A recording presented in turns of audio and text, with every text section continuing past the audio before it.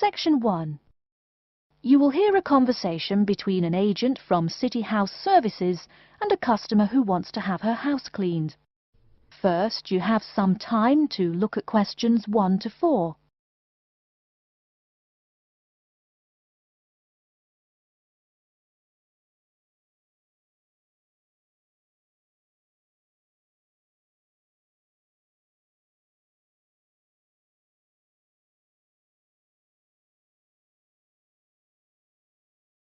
You will see that there is an example which has been done for you. On this occasion only, the conversation relating to this will be played first. Good morning, City House Services. How may I help you? Good morning. I'd like to arrange to have my house cleaned. Certainly. I just need to ask a few questions. First, could I take your name? Yes, it's Barbara Hill. The woman says that she is Barbara Hill, so Barbara Hill has been written in the space. Now we shall begin. You should answer the questions as you listen, because you will not hear the recording a second time. Listen carefully and answer questions 1 to 4. Good morning, City House Services. How may I help you? Good morning. I'd like to arrange to have my house cleaned. Certainly. I just need to ask a few questions. First, could I take your name? Yes, it's Barbara Hill. Thank you. Next, is your house in London? Yes, it's in Kingston in southwest London. Okay, southwest London, and, what's the postcode? SW105. And what is the square footage and what rooms will be cleaning? The whole house is 268 square feet, and there is no need to clean all the rooms. I only want to have my bedrooms cleaned. Okay. How many bedrooms does the house have? 3 bedrooms. Oh no, sorry, we used to have 3 bedrooms, but we only have 2 bedrooms now. Are those single bedrooms or doubles? Doubles. Fine, 2 doubles. There's one more room which needs cleaning. It was used as a bedroom before, and now we have converted it into an office. I understand. 3 rooms have got to be cleaned. And are all of those rooms upstairs? Yes. Then downstairs we have a kitchen diner, conservatory and lounge. The kitchen diner is quite large and has the usual equipment: cooker with oven, refrigerator, cupboards and worktops. The conservatory has a lot of plants, but there's no need to take care of them. The lounge has a leather 3-piece suite and a large coffee table. Thank you. And do you keep any pets? Yeah, I really love keeping them. I've got 2 dogs and 3 cats. Okay, then if our staff come over to offer the service, please take your pets away. Have you looked at our service packages? Yes, I have one in front of me. Excellent. Before you hear the rest of the conversation, you have some time to look at questions 5 to 10.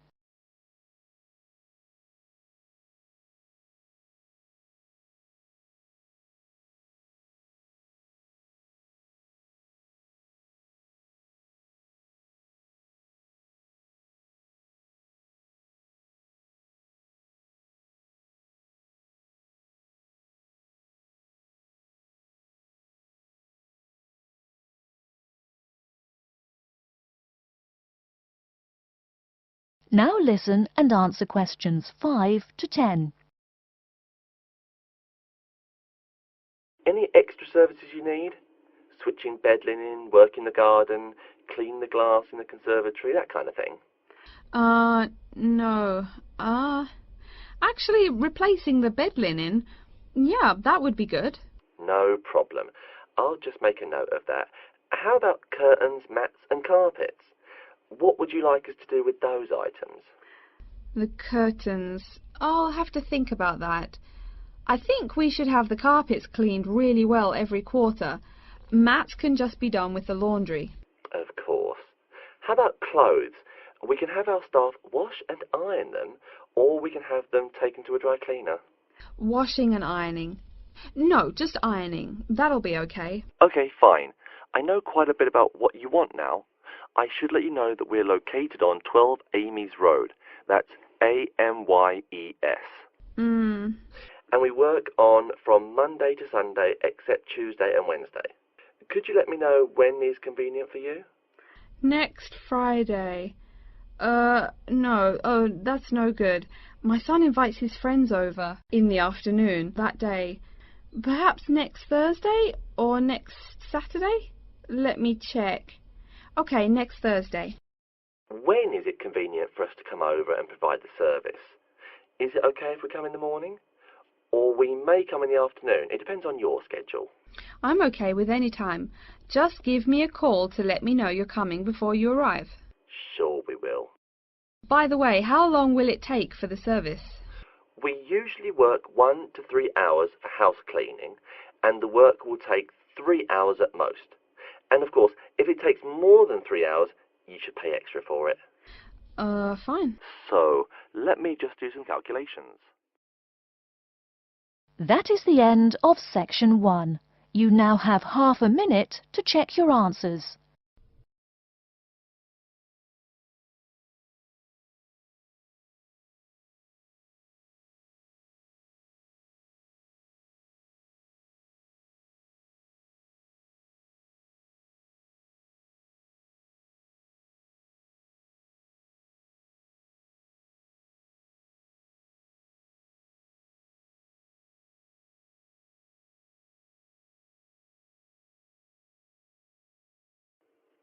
Now turn to section 2.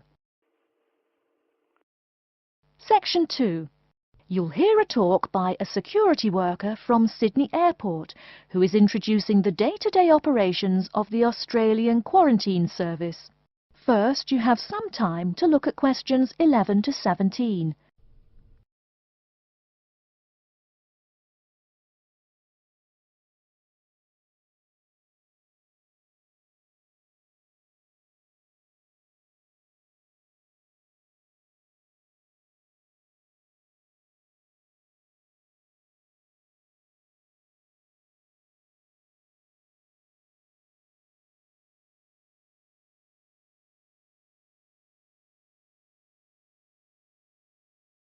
Now, listen carefully and answer questions 11 to 17. Hi everyone and welcome to Sydney Airport. Today I'll be giving you the inside information on the day-to-day operations of the Australian Quarantine Service here. We hope to provide you with a better understanding of why such heavy security regulations are necessary by educating you on how we operate and why we do the things we do. We're not here to try to persuade you to fly through Sydney Airport, though we hope you'll find your experience relatively stress-free and comfortable. First things first, our personnel. Can anyone guess how many people work at Sydney Airport? We have 200 alone working in Terminal 2, so can you guess how many in the whole airport? I heard someone say 360. That's getting closer. What? Did someone say 2,000? That's way too high. Sydney Airport actually employs 440 people. A lot, right? And about half of those employees work in security-related matters. Moving on to our not-so-human employees, let's come and see our favourite pooch, Milton. Milton is our best drug-sniffing dog on the force. He's friendly to most people. You can even come pet him at the end of our tour. Burnouts, beware though. He'll find everything. Notice that even though there are so many of us around him, Milton stays quite calm. This is the precise reason he was chosen for the job. Dogs that are chosen are not predisposed to sniff out different narcotics. That's something we teach them already. So here's a part of the airport most people never notice, the cargo transport terminal. This is where packages are shipped to and from. Normally we ship around 4,400 packages per month. In this airport alone, over 52,000 packages were shipped in and out over the past year. We ship to and from 170 different countries. Not bad, eh? Probably it will go up to over 72,000 packages this year. And despite over 100 flights in and out of here daily, the number of lost or delayed packages is impressively low. If you send your package through here, rest assured we'll get it where it's going. Let's move on to the area most of us are familiar with, the passenger terminals. In order to be allowed into this area, you must pass through security with your ticket and, if you're travelling internationally, your passport. If you're travelling domestically, you just need a legal form of ID. If you don't have those, you will not be allowed to pass through security and board your flight. During the security scan, your carry-on items will be checked for dangerous items such as weapons, sharp objects and liquids that exceed our specified limit. If you attempt to pass any of the prohibited items on this list posted at the entrance, you are still allowed to board the plane, but you'll be given a warning and your item will be confiscated. Don't worry, we will not arrest you for having too much shampoo in your bag or anything like that. We also search your carry-ons and parcels for any perishable items. We prohibit the transportation of local vegetation and prohibit parcels containing any insects in them. You may or may not have learnt about this in biology class, but when some plants are introduced to a new environment, they spread wildly and wipe out the current species around it. It is important to control the introduction of new plants into an ecosystem, so we must prohibit the transport of any fertile seeds. So what happens to parcels containing possibly suspicious items? It's of course something we do not take lightly here. If an object passes through the scanner that appears suspicious in any way, it is separated out for manual search by a member of our trained security personnel. If an illegal plant or simple sharp object like a pocket knife is found, it is simply disposed of in our biohazard waste containers, and the package itself is returned to the sender, or passenger if it is for a passenger flight. More serious weapons are reported to higher authorities for investigation. Before you hear the rest of the talk, you have some time to look at questions 18 to 20.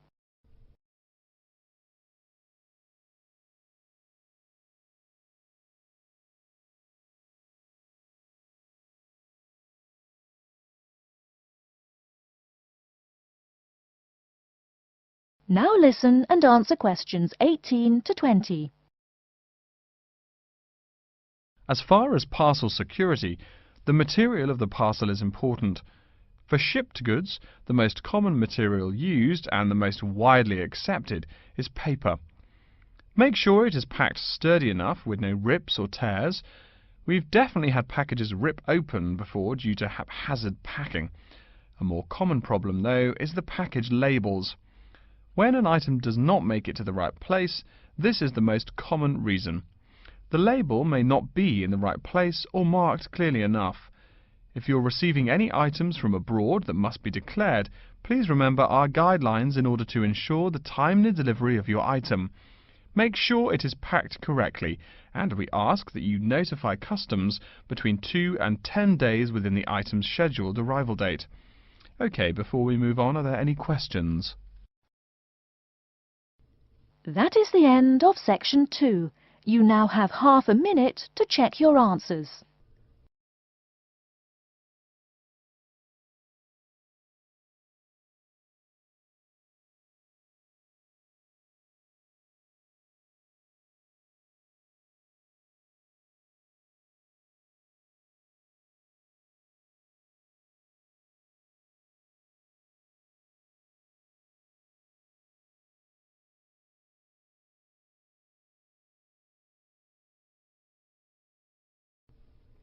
Now turn to section 3.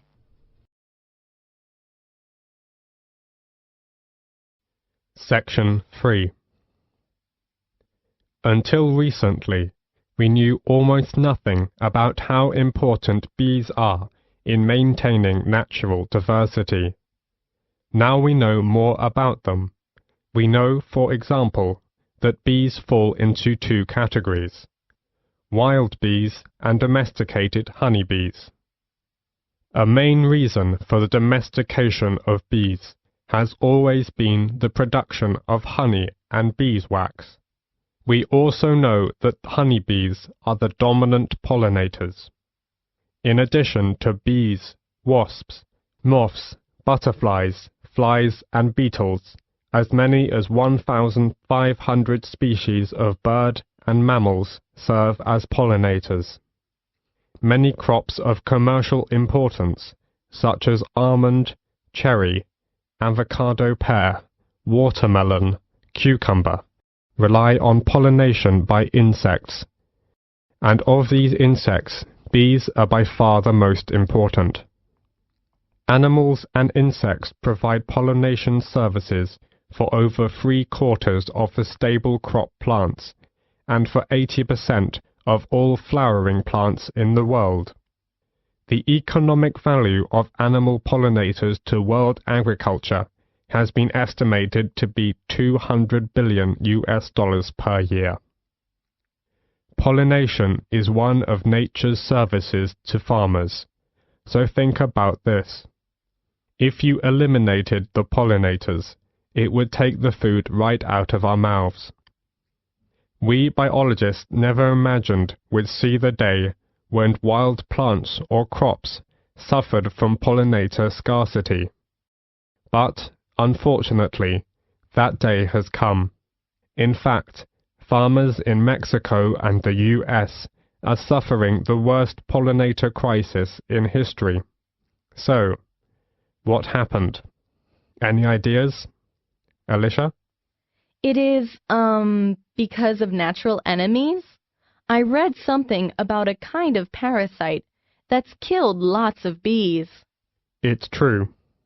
An outbreak of parasitic mites has caused a steep decline in North American populations of honeybees. But parasites aren't the only factor. What about the pesticides used on farms? All those chemicals must have an effect. Most definitely, yes. Pesticides are a major factor. Both wild and domesticated bees are in serious trouble because of pesticides.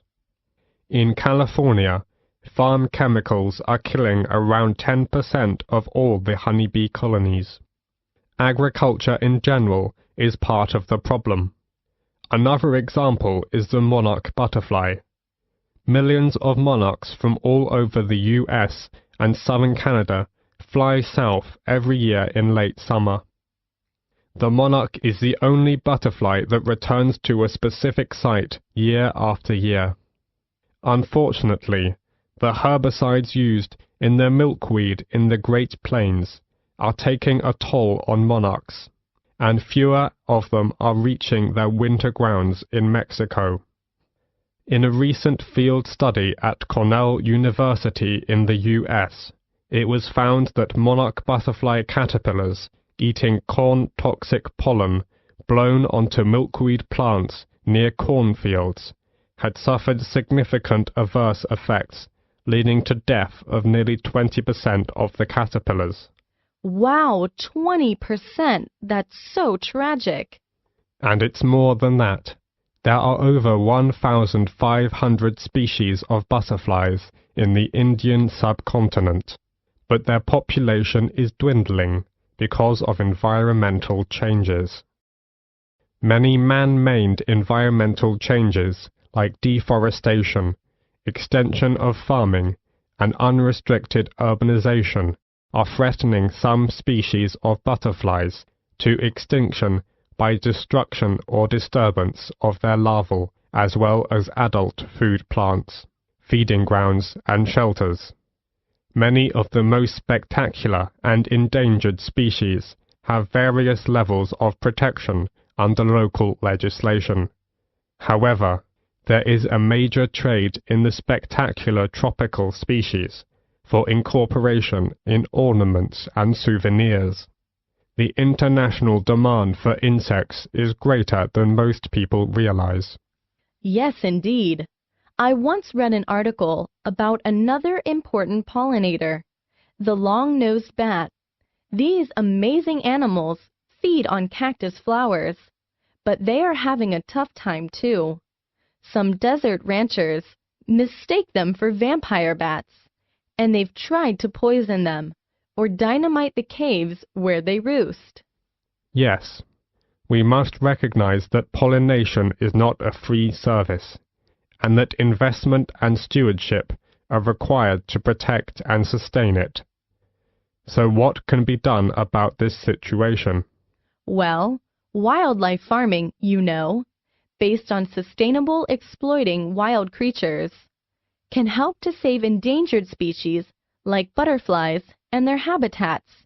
Besides, gardeners, orchard growers, farmers, and urban dwellers can switch to more pollinator-friendly organic methods of cultivation to reduce wildlife exposures to insecticides, herbicides, and fungicides. That's right. Actually, the focus on beekeeping needs to change from conventional honey production to crop pollination. That is the end of section 3. You now have half a minute to check your answers.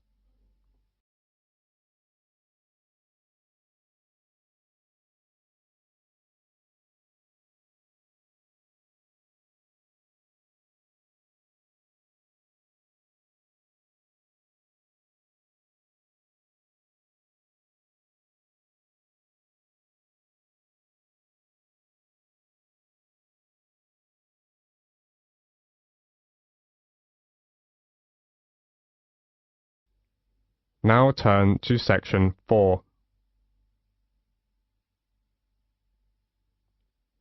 In a moment, you are going to hear a talk about movies.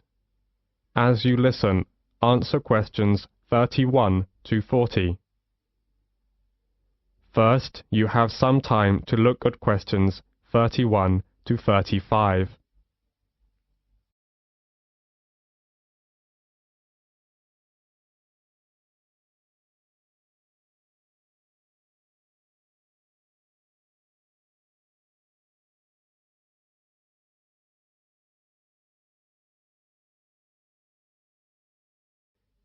Now, listen carefully to the talk and answer questions 31 to 35. Section 4. You will hear a lecture's introduction to Insect Biology 101. First, you have some time to look at questions 31 to 40.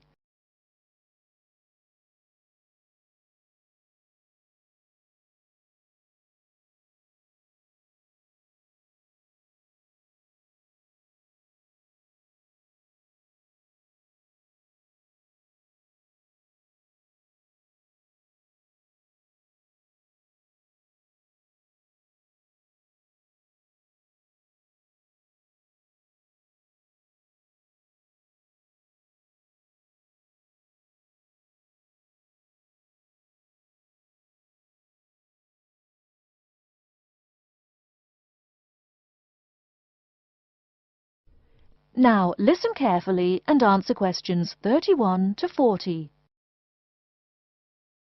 Good afternoon and welcome to Insect Biology 101. I'd like to begin this course with a few remarks about good insects and bad ones.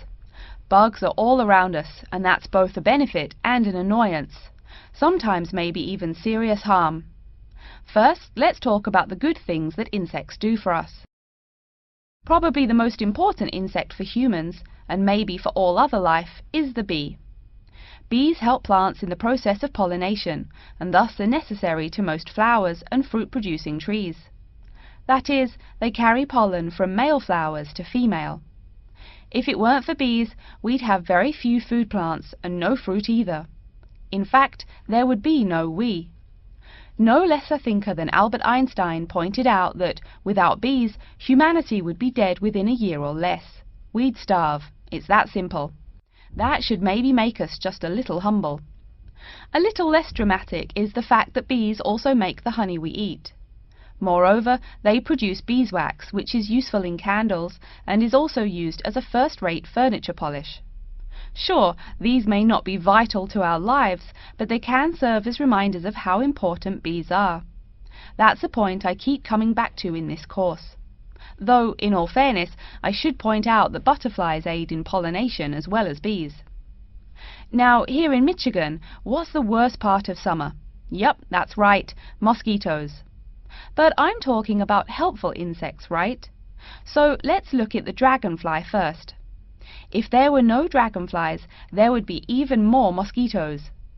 Dragonflies mainly eat mosquitoes and also a few other insects. Yes, that's right. They don't just fly around. and they also help to eliminate harmful insects. So the next time you see a dragonfly, don't you dare kill it. Now, let's talk a little about those harmful insects. Take the mosquitoes I just mentioned as an example. Not so many years ago, mosquitoes here in America weren't just annoying, some were even deadly. They carried malaria and yellow fever. My own ancestor, the Confederate General John Bell Hood, lived through the worst battles of Civil War, only to die at age 38 from yellow fever. A pest, not a bullet. Well, besides the mosquitoes, in summer there is also a kind of insect that never seems tired. Right, that is the fly. Before I go on talking, I must mention an African fly called the tsetse fly, which feeds on blood and can cause serious diseases in the people and animals that it bites. Besides, it is still a bearer of sleeping sickness, which affects around 300,000 people every year in Africa, and can be treated only with toxic drugs that are hard to administer. Worse still, the drugs sometimes don't work. Other insects, of course, destroy food crops. In China, for instance, locusts continue to be a danger to the harvest in some areas. Less important, but still annoying, moths eat people's clothes and dust mites slowly destroy carpets. Worse, but still in the home, termites or white ants eat wood, the wood of your house. If they are not stopped, they can eventually destroy the whole building. Usually they seriously damage a building before anyone even notices them. So, as we all know, insects can be a real trouble. So, what to do? You can go ahead and start killing harmful insects. In the early decades after the Communist Revolution in China, Chairman Mao encouraged the people to swat every fly they could see. Slogans on the walls of buildings called them "little capitalists." But flies reproduce too quickly for this to be a long-term solution. For some decades in the West, to kill insects with chemicals seemed a good remedy. Unfortunately, chemicals can only be used in a limited area for a limited time. It's a small-scale solution. The insects come back. Worse still, some of the poisons used, like DDT, were found harmful to the environment. Many kinds of wildlife, like hawks, were harmed. And people in chemical-using rural areas have one of the highest rates of liver cancer in the world. It's no secret that chemicals remain harmful to humans. Like all species, insects adapt to their changing environments at an amazing rate. When a new chemical is introduced to their habitat, the insects that survive are generally the ones with some way of resisting the harmful effects. They then breed with the other survivors, and just like that, insects become resistant to most poison in a few generations. An insect generation, remember, is a couple of months at most. So again, we have to ask, what to do? Well, there are biological solutions. Some of these are pretty simple. One is destroying the insect's habitat.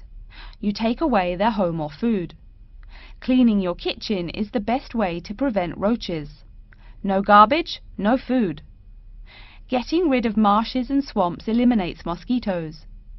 Other solutions might include bringing in dragonflies or bats in areas where mosquitoes are many. This is a cheaper alternative to chemicals. Biological methods like this also bring no extra pollution to the environment. But you have to be careful. If you change the environment too much, you might be hurting other forms of life accidentally. One recent method of controlling insect populations involves interrupting their breeding cycle. What does that mean? It means birth control for bugs. Insects are provided with food that makes them unable to reproduce. Since they can't have babies, the population disappears, or nearly so. And since no young are born, resistance is not a problem, with no young insects developing increased resistance. Interrupt the life cycle, eliminate the bug. It's clear that we must have an understanding of the life cycle of the insect. At least, that's the plan. We'll go into more detail as the course goes along. Now, I will stop here to see whether you have any questions or not. That is the end of section 4. You now have half a minute to check your answers.